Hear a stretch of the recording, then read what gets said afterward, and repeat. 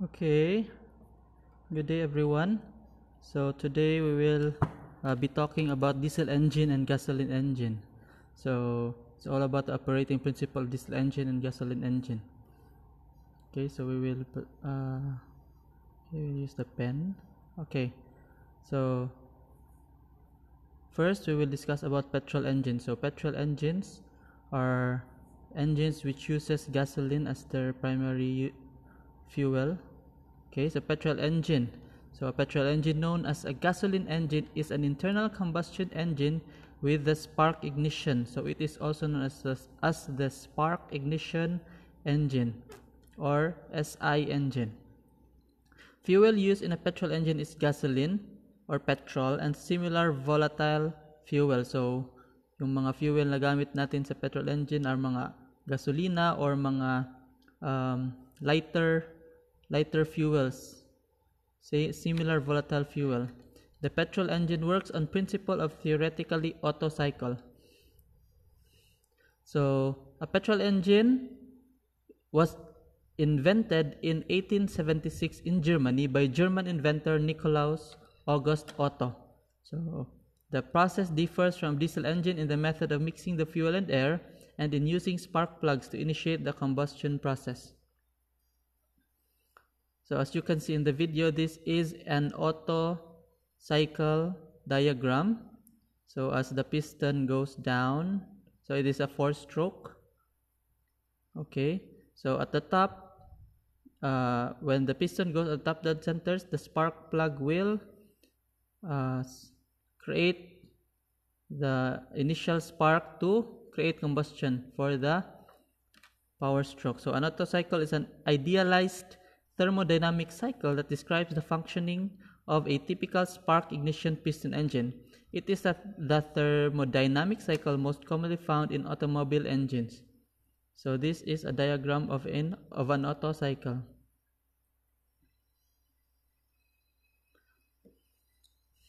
Okay, the idea of Otto cycle was first unveiled by Nicholas Otto back then in 1876. So this is the diagram, the PV diagram of an ideal Otto cycle. So constant volume adiabatic process. So first the intake stroke. Okay, where's my oops? So let's use the pointer. Oops.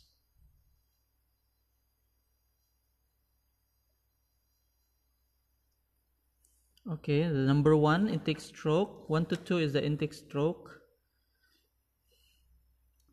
and then 2 to 3 is the compression stroke. When the piston goes up, so 1 to 2 the piston goes down, the pressure is the same but the volume decreases. So the piston goes down, and then 2 to 3 compression, 3 to 4 is the combustion where the spark plug ignites the fuel and air mixture, and then 4 to 5 is the power stroke, and then 5 to 6 is the heat rejection or the exhaust stroke.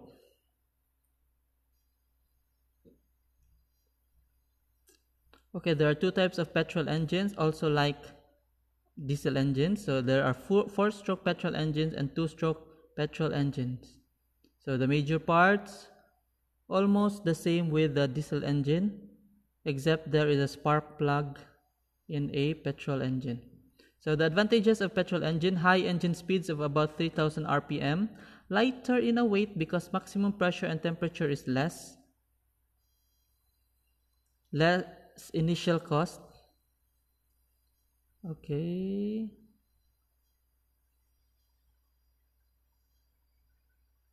Okay, less initial cost and less maintenance cost. The disadvantages of petrol engine: low compression ratio ranging from 6 to 10. The thermal efficiency is lower due to lower compression ratio, and the running cost higher because petrol is costly. So mas mahal ang gasolina kaysa sa diesel. So in the long run, mas mahal siya. So let's discuss now about diesel engine. So the diesel engine is invented by Rudolf Diesel. So also known as a compression ignition engine. So wala siyang spark plug. So yung nag-create ng combustion sa diesel engine is the compression of the air. Then pag kinompress mo yung hangin, mas mataas yung temperature na nararating niya. And then when you inject the fuel, direct injection of fuel, so automatically sasabog agad siya, or there will be combustion that will take place inside the cylinder. So in which ignition of fuel that has been injected into the combustion chamber by injector, it has the highest thermal efficiency due to its high compression ratio. So mas mataas ang compression ratio ng diesel kaysa sa gasolina. Yung gasolina kasi pag tinaasan mo yung compression ratio niya, hindi pa nagbigay ng signal or nagbigay ng spark yung spark plug, sasabog na agad yung gasolina. So hindi mo pwedeng pataasan yung compression ratio ng gasolina kasi agad sasabog yung gasoline kahit wala pa yung ignition ng yung spark ng spark plug mo. While sa diesel engine naman, mas mataas yung temperature,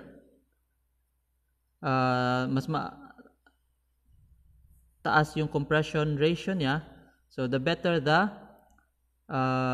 combustion during sa pag-inject mo ng fuel. So hindi naman siya sabog pag hindi mo inject yung fuel, di ba?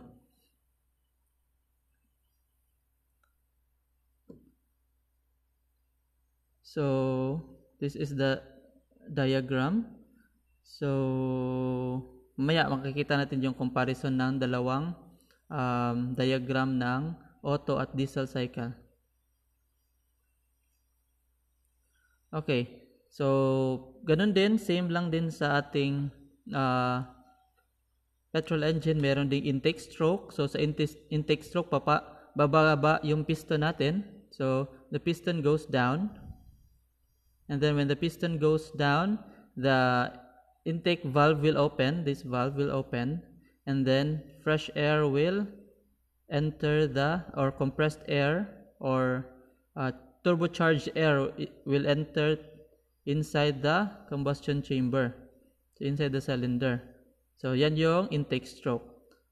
Ang next stroke naman niya, sa compression stroke, pag akyat ng piston, magsasarado itong dalawang valve na to, intake and exhaust valve, and then yung hangin na nasa loob ng cylinder mo ay makokompress sa loob ng combustion chamber.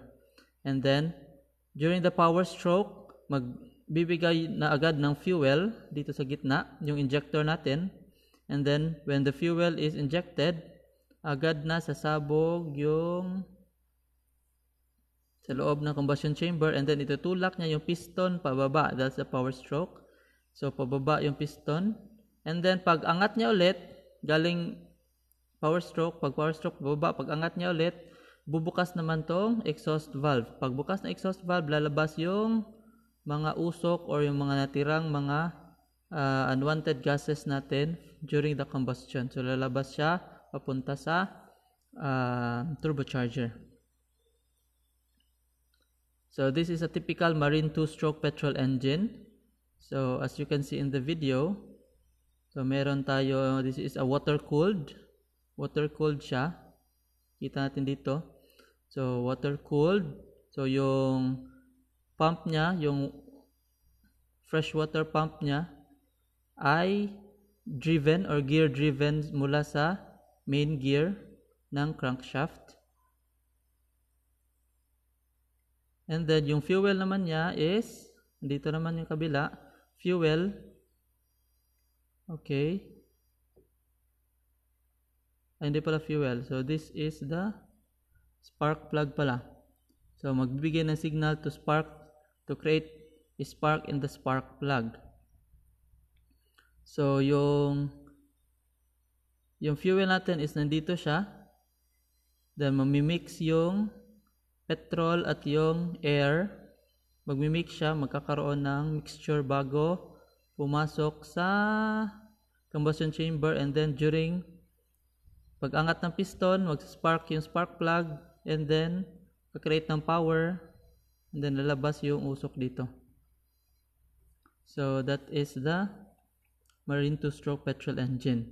So, bago ipasok yung hangin and fuel, kailangan nagmi-mixture muna siya, nagmi-mix muna yung air and fuel bago mo ilagay sa combustion chamber. Ito naman kaibahan so this is a four-stroke petrol engine. So, pag angat ng piston, intake, compression, power, pag power, magbibigay ng spark, yung spark plug para magkaroon ng combustion, and then exhaust. So, yan din yung sa four-stroke petrol engine. Spark plug pa rin yung gamit. Okay, this is the two-stroke cycle diesel engine. So, sa diesel engine naman, walang spark plug. So, pag compress mo ng hangin, for example dito, diba, ang haba ng ating cylinder dyan. So, mas mahaba yung cylinder, mas mataas yung compression ratio, higher compression ratio ang nakikreate natin. And then, the higher the compression ratio, the higher din yung pressure na nabubuo niya, nakakreate siya ng high temperature. And then, pag inject mo ng fuel, automatic na, sabog agad, combustion, power, and then exhaust. So, this is a typical two-stroke cycle diesel engine. So, makikita natin dyan, ganito lang kaliit yung tao. So, parang 4 na palapag yung ating makina. 4 or 5 palapag na building yung ating makina sa ating malalaking mga barko. Okay? So, this is a typical 4-stroke cycle diesel engine. So, makita natin dito sa diagram na to. So, intake, compression, power, exhaust. Okay, so intake, bibigyan ng hangin, compression, magko-compress, power, magbibigay ng fuel, and then exhaust. So, sa mga lumang makina, gumagamit pa sila ng compressed air. Pero sa mga bagong makina, wala na to. Hindi na kailangan ng compressed air sa fuel natin. So, maybe sa compressed air gamit sa control or sa pneumatic control ng makina.